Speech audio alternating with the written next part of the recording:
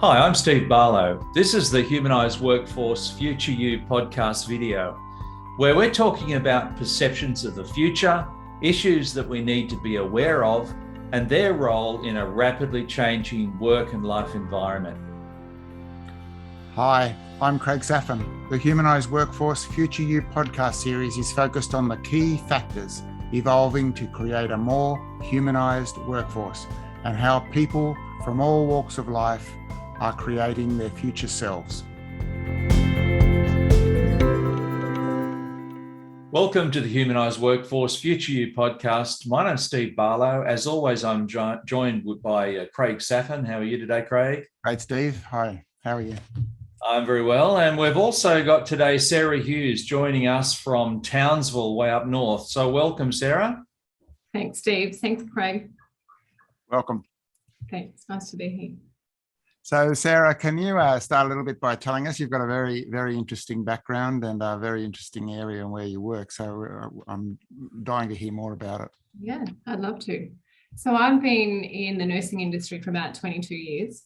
And over the time, I've traversed into various startup roles in helping roll out general practice education programs as well. And now I work as a chief nursing information officer for a health tech company. We are a SaaS platform. We're in about 80 hospitals in Australia at the moment, and we're basically clinical communications and all about simplifying the workflow. So trying to give a little bit back to the staff on the floor. So part of that is also very much being an ambassador and leader in that space for digital technologies and change, empowering our younger millennials to be innovative and think differently in the nursing workforce. What can we do better? What can we change? What do you need? What are your pain points? Come and tell us. Right. Let us fix it for you. Wow, that is fantastic.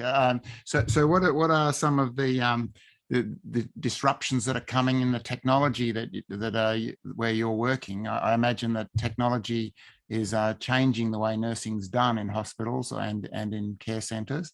So what are some of those disruptions that you can tell us about?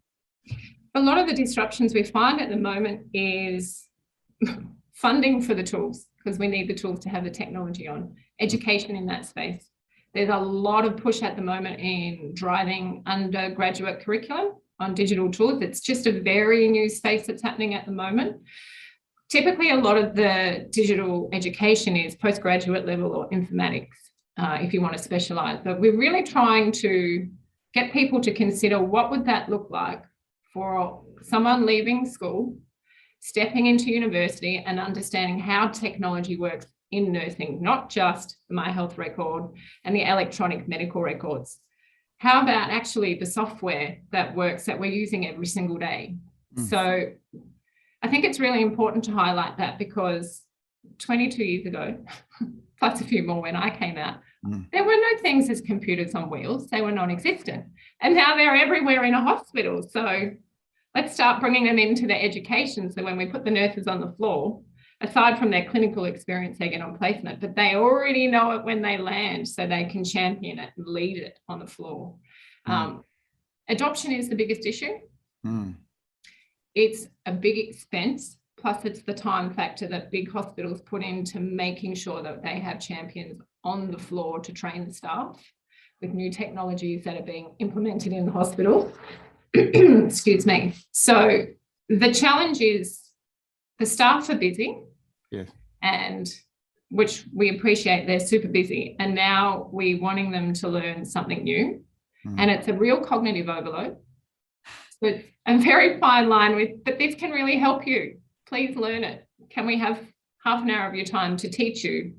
And then often we find you can go in and teach them as we come in and we teach after we've rolled out a project. But then someone on the board has to carry that on. It has to be embedded in their policies, has to be embedded in onboarding of new staff. There's this continual education. So we're asking a lot from our staff.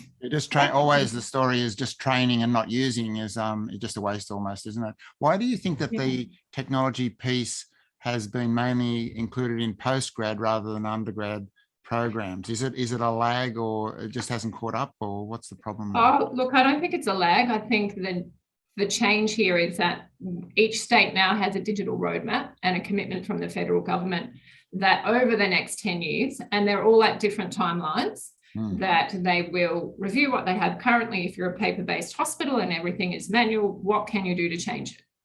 Can you now bring in electronic medical records? Can you change your paging system to a mobile phone? Can you bring in software to save time that is basically allowing the nurse, instead of picking up a phone and saying, I've got a patient for x-ray, and then having to pick up the phone and find an orderly to come and pick up the patient and then go down to x-ray, can we automate the process? Can we make it simpler for you? And it's a big change. There's a lot of focus on change management in that space because we're asking people to think differently. Yeah, there's I think the technology for these records and helping patients with their details has been around for a long time. Large companies, global companies like 3M and so on have had solutions for many years, haven't they? So the implementation comes down to a will and a strategy and a budget, I suppose, does it? Definitely does. It definitely does. And then you have your workforce shortages on top of it. So it's a very fine line between a movable budget. Can I take the money from here to put it over here? Yes, this year, no, next year. Yeah, I think the bane of everyone's life is when they have to fill out that dreaded form every time they go and see a specialist, isn't it? The same data over and over and over. So what do you think the skills are then for the nurses? So the nurse of the future, which is approaching quicker than we want. Things have accelerated over the last few years, and probably haven't they? So sorry? I was going to say we have a lot to owe COVID for in a good way. Right. I agree with that, and that's been a positive thing that's come out of our podcast. So it's a very good comment you made. What are the differences now? So you've been in the nursing profession off and on in different guises for more than 22 years, you said. And so what are the differences now compared with what was back when you were? Back when I was doing it. You would have an hour of time dedicated to sitting down writing patient notes. Right. And it was always factored into the end of the shift at like, right, I've got handover staff coming on at 3. That means if I work backwards at 2, I need to be over here doing my notes. Yes. Now what they're doing is taking a computer into a patient's room, typing as we go. Everything is real time. The data flow through the hospital is just amazing, being able to grab it and see it on the spot when you need it, right there in front of you. That didn't exist. And it does take a long time for hospitals to come on board with this, gather the funding, do the education. So I think it's really fundamental that in the undergraduate programs that this now starts getting embedded. It is slowly starting to come along, but the focus is more my health record, telehealth, other. Right. So I would love to see one subject on innovation.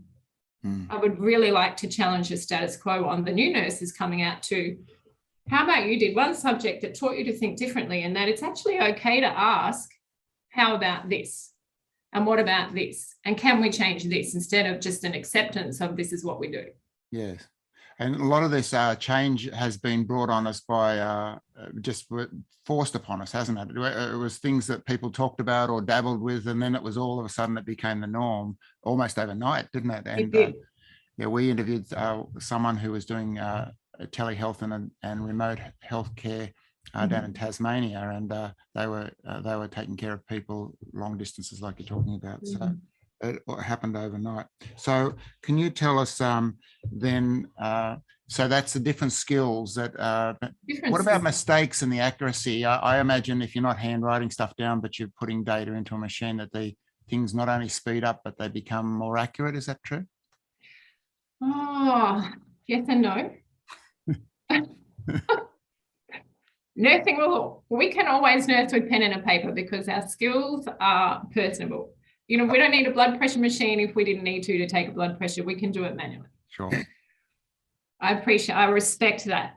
Having the tools has to enable us to do something better. So am I allowed to be in a room and write notes that I'm with my patient right now, but I need a doctor right now and I need to get the message instantaneously to him via a computer?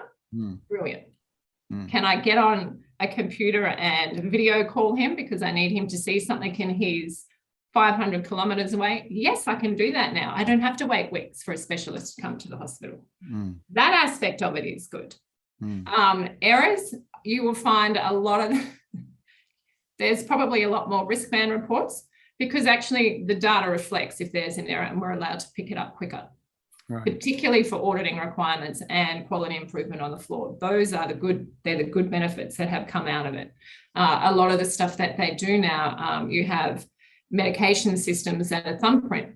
You literally put your thumbprint that's to you as the staff, you use that and a code to log in, and all the medications that you need for the patient are there. Like, that's amazing. A medication round on a hospital ward can take you an hour. Yes.